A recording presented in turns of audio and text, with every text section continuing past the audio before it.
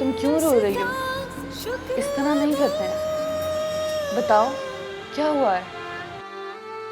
क्या बताऊं, मेरे तो नसीब ही सड़ गए हैं। ऐसा नहीं कहते, कुछ बताओ तो, हुआ क्या है?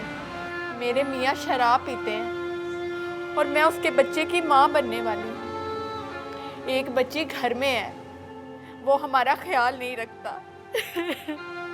जो कमाता है वो शराब पी लेता है। आप कोई ऐसा तवीज़ दे कि वो ये सब छोड़ दे, मैं उसे घोल के पिलाऊंगी। देखो, रो मत,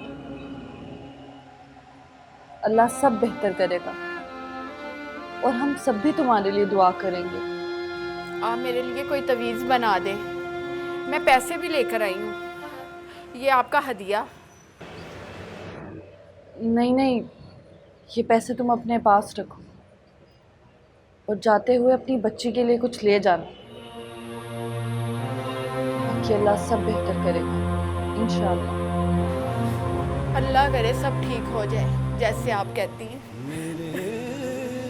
जब हम सब इंसान मिलकर अपनी किसी मुसीबत ज़्यादा बहन के लिए दुआ करते हैं तो वो कबूलियत की मंजिल तक ज़रूर पहुंचती है।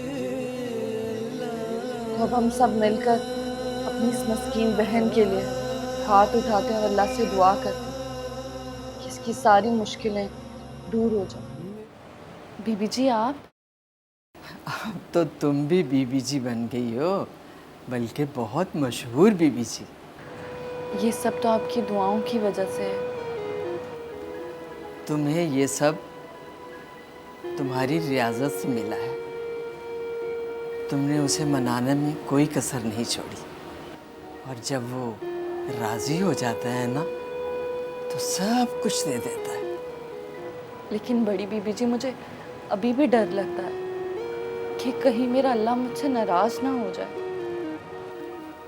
मैं बहुत खुश हूँ मरियम कि तुम मेरी जानशीन हो। तुम्हारा फैज़ बहुत दूर दूर तक फैल चुका है और तुम्हारी दुआओं में असर है।